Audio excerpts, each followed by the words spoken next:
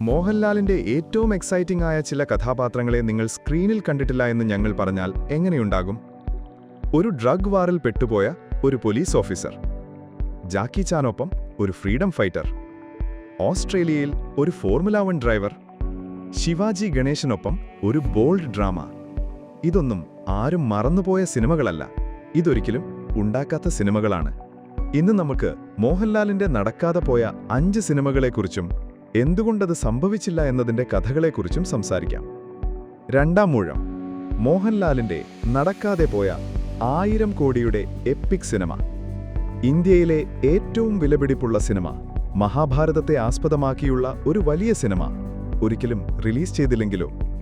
1984-ൽ പ്രശസ്ത എഴുത്തുകാരനായ MT വാസുദേവൻ നായർ മഹാഭാരതത്തെ ഭീമന്റെ കാഴ്ചപ്പാടിലൂടെ പറയുന്ന രണ്ടാം മൂഴം എന്ന നോവൽ എഴുതി.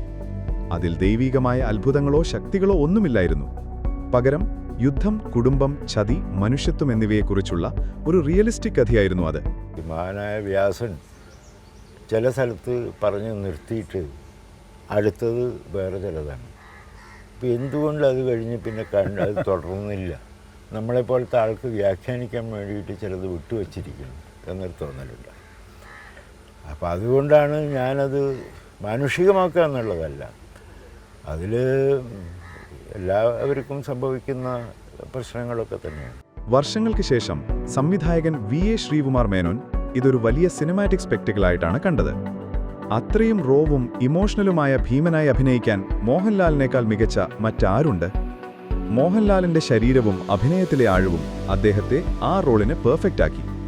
അദ്ദേഹം ഇതിനു മുൻപ് ശ്രീകൃഷ്ണ പരന്ത്, ഗുരു തുടങ്ങിയ സിനിമകളിൽ പുരാണ കഥാപാത്രങ്ങളെ അവതരിപ്പിച്ചിട്ടുണ്ടെങ്കിലും രണ്ടാം മൂഴം വളരെ വലുതായിരുന്നു.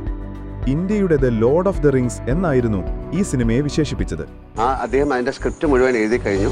അത് 2 സിനിമയായിട്ടാണ് വരുന്നത്. ഞാനാണ് അതിൽ ഭീമനായിട്ട് അഭിനയിക്കുന്നത്. അതൊരു ഇന്റർനാഷണൽ പ്രൊഡക്ഷനാണ്. ഒരു ഫണ്ടിംഗ് എന്ന് പറയുന്ന ഒരു 500-600 കോടി രൂപയുടെ സിനിമയാണത്. ഇന്നലെ അദ്ദേഹം എഴുതി പരിപൂർണമായ രണ്ടാം മൂഴത്തിന്റെ സ്ക്രിപ്റ്റ് എൻ്റെ കയ്യിൽ കിട്ടി. UAEയിലുള്ള ബിസിനസ്സുകാരനായ BR ഷെട്ടി ഈ പ്രൊജക്ട് ഫണ്ട് ചെയ്യാമെന്ന് സമ്മതിച്ചു. ലോകത്തിലെ മികച്ച VFX സ്റ്റുഡിയോകൾ ഇതിൽ ഭാഗമായിരുന്നു. ഇന്ത്യയിലും വിദേശത്തുമായി ഷൂട്ടിംഗ് ലൊക്കേഷനുകൾ കണ്ടെത്തി. മലയാളം, ഹിന്ദി, തമിഴ്, തെലുങ്ക്, ഇംഗ്ലീഷ് തുടങ്ങിയ ഭാഷകളിൽ സിനിമ റിലീസ് ചെയ്യാനായിരുന്നു ലക്ഷ്യം. ലക്ഷ്യം ഇത്രയേ ഉള്ളൂ: ഇന്ത്യൻ സിനിമയെ ലോകത്തിനു മുന്നിൽ പുതിയ രീതിയിൽ അവതരിപ്പിക്കുക. പക്ഷേ സ്വപ്നം വലുതാണെങ്കിലും യാഥാർത്ഥ്യം മറ്റൊന്നായിരുന്നു. ക്രിയേറ്റീവ് ഡിഫറൻസസ് വരാൻ തുടങ്ങി. 2018-ൽ MT വാസുദേവൻ നായർ സിനിമ വൈകുന്നതുകൊണ്ട് തിരക്കഥ തിരികെ കിട്ടാൻ കോടതിയെ സമീപിച്ചു. എന്നാൽ താൻ സിനിമ തുടങ്ങാൻ തയ്യാറാണെന്നും ഫണ്ടിംഗ് കിട്ടാത്തതാണ് പ്രശ്നമെന്നും ശ്രീകുമാർ മേനോൻ വാദിച്ചു. 2019-ൽ സാമ്പത്തിക പ്രശ്നങ്ങൾ കാരണം BR ഷെട്ടി പ്രൊജക്റ്റിൽ നിന്ന് പിന്മാറി. സംവിധായകനും എഴുത്തുകാരനും തമ്മിൽ ഒരു തീരുമാനത്തിൽ എത്താത്തതുകൊണ്ട് രണ്ടാം മൂഴം എന്ന സിനിമ ഒഫീഷ്യലി നിർത്തിവെച്ചു. ആ വലിയ സിനിമ പ്രീ പ്രൊഡക്ഷനിൽ നിന്ന് മുന്നോട്ടു പോയില്ല. ആരാധകർക്ക് വലിയ നിരാശയായി. മലയാള സിനിമ ഇത്രയും വലിയൊരു പ്രൊജക്ടിന്റെ അടുത്ത് ഇതിനു മുൻപ് എത്തിയിട്ടില്ല. ആ റോളിനു വേണ്ടി മാനസികമായും ശാരീരികമായും തയ്യാറെടുക്കുന്നതിനെക്കുറിച്ച് മോഹൻലാൽ വലിയ ആവേശത്തോടെ സംസാരിച്ചിരുന്നു. അതിന്റെ ചില നൂലാമാലകളിലൂടെ സഞ്ചരിച്ചുകൊണ്ടിരിക്കുകയാണ്. അതിന്റെ റൈറ്റ്സ് കാര്യങ്ങൾ, ചില കേസുകളൊക്കെ അപ്രതീക്ഷിതമായിട്ട് സംഭവിച്ച കാര്യങ്ങളാണ്. അപ്പോൾ ഇത്തരം സിനിമകൾ സംഭവിക്കേണ്ടതാണ്. അപ്പൊ അതിൽ നമ്മൾ വ്യാകുലപ്പെട്ടിട്ട് കാര്യം. അതിനങ്ങനെ ഒരു യോഗമുണ്ടെങ്കിൽ, എനിക്കങ്ങനെ ഒരു യോഗമുണ്ടെങ്കിൽ ഭീമനായിട്ട് വരാൻ സാധിക്കും എന്ന് ഞാൻ പ്രതീക്ഷിക്കുന്നു. ഇന്നും പലരും ഈ പ്രൊജക്ട് പുനരാരംഭിക്കുമെന്ന് പ്രതീക്ഷിക്കുന്നു. പുതിയൊരു പ്രൊഡ്യൂസറിനെ വെച്ചോ അല്ലെങ്കിൽ ഒരു സീരീസ് ആയിട്ടെങ്കിലും. ധനുഷ് കോടി, അത് 90കളുടെ തുടക്കമായിരുന്നു. മോഹൻലാലും പ്രിയദർശനും അവരുടെ കൂട്ടുകെട്ടിന്റെ ഏറ്റവും മികച്ച സമയത്ത് നിൽക്കുന്നു. അപ്പോഴാണ് ധനുഷ് കോടി വരുന്നത്. ശ്രീലങ്കൻ അതിർത്തിയോട് ചേർന്നുള്ള തീരദേശ പട്ടണത്തിൽ നടക്കുന്ന ഒരു dark, gritty crime thriller. Dhanush കോടിയിൽ പ്രവർത്തിക്കുന്ന ഒരു വലിയ ഡ്രഗ് കാർട്ടലിലേക്ക് നുഴഞ്ഞുകയറുന്ന ഒരു അണ്ടർകവർ പോലീസ് ഓഫീസറായിട്ടാണ് മോഹൻലാൽ അഭിനയിക്കേണ്ടിരുന്നത്. ശ്രീനിവാസൻ, ഗിരിജ ഷെട്ടാർ, രഘുവരൻ എന്നിവരും സിനിമയിലുണ്ടായിരുന്നു.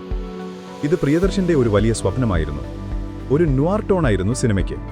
മലയാള സിനിമയിൽ അക്കാലത്ത് അതൊരു പുതിയ പരീക്ഷണമായിരുന്നു. പക്ഷേ ഫണ്ടിംഗ് പ്രശ്നമായി. ബഡ്ജറ്റ് കൂടി വന്നു, പ്രൊഡ്യൂസർമാർ പിന്മാറി.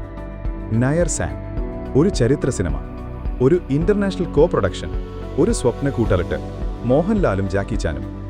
ജപ്പാനിൽ ജീവിച്ച് ബ്രിട്ടീഷുകാർക്കെതിരെ പോരാടിയ അയ്യപ്പൻ പിള്ള എന്ന നായർ സാന്റെ യഥാർത്ഥ കഥയായിരുന്നു നയർ സാൻ.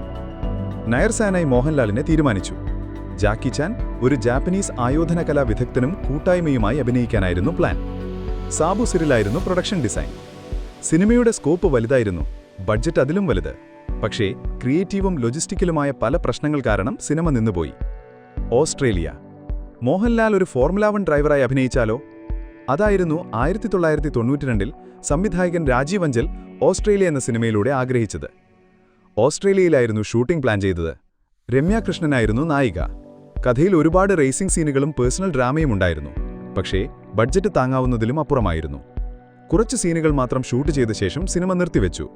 രസകരമായ കാര്യം, ഇതിലെ ചില ദൃശ്യങ്ങൾ മോഹൻലാലിന്റെ ബട്ടർഫ്ലൈസ് എന്ന സിനിമയിൽ ഉപയോഗിച്ചു എന്നതാണ്. സ്വർണ്ണച്ചാമരം. 2 ഇതിഹാസങ്ങളെ ഒരുമിപ്പിക്കുമായിരുന്ന ഒരു സിനിമ. മോഹൻലാലും ശിവാജി ഗണേശനും. രാജീവ് നാഥ് സംവിധാനം ചെയ്ത സ്വർണ്ണച്ചാമരം ദയാവധത്തെയും അന്തസ്സോടെ മരിക്കാനുള്ള അവകാശത്തെയും കുറിച്ചുള്ള ഒരു ഇമോഷണൽ ഡ്രാമയായിരുന്നു. അതൊരു ബോൾഡ് കോൺട്രവേഴ്സ്യൽ ഇമോഷണൽ സിനിമയായിരുന്നു. പരിചരിക്കാൻ വരുന്ന ആശയക്കുഴപ്പത്തിലുള്ള ഒരു കഥാപാത്രത്തെയാണ് മോഹൻലാൽ അഭിനയിക്കേണ്ടിരുന്നത്. സ്വന്തം ഇഷ്ടപ്രകാരം ജീവിതം അവസാനിപ്പിക്കാൻ ആഗ്രഹിക്കുന്ന പ്രായമായ വ്യക്തിയായി ശിവാജി ഗണേശനും. പക്ഷേ തിരക്കഥയിൽ, പ്രത്യേകിച്ചും ക്ലൈമാക്സിന്റെ കാര്യത്തിൽ അഭിപ്രായ വ്യത്യാസങ്ങൾ വന്നു. ഷൂട്ടിംഗ് തുടങ്ങുന്നതിന് മുൻപ് സിനിമ ഉപേക്ഷിച്ചു. ഈ സിനിമകളിൽ ഓരോന്നിനും ജൻട്രികളെ മാറ്റിമറിക്കാനും പുതിയ വഴികൾ തുറക്കാനും നമ്മൾ ഇതുവരെ കാണാത്ത റോളുകളിൽ മോഹൻലാലിനെ കാണിക്കാനും കഴിവുണ്ടായിരുന്നു. പക്ഷേ ചിലപ്പോൾ സിനിമയിലെ ഏറ്റവും വലിയ കഥകൾ ഒരിക്കലും പറയാത്തവയായിരിക്കും. ഈ സിനിമകളിൽ ഏതാണ് നടന്നിരുന്നത് എന്ന് നിങ്ങൾ ആഗ്രഹിക്കുന്നു? കമന്റ്സിൽ ഞങ്ങളോട് പറയൂ. മലയാള സിനിമയുടെ പഴയ ചരിത്രങ്ങൾ നിങ്ങൾക്കിഷ്ടമാണെങ്കിൽ ഈ വീഡിയോ ലൈക്ക് ചെയ്യാനും ഷെയർ ചെയ്യാനും സബ്സ്ക്രൈബ് ചെയ്യാനും മറക്കരുത്.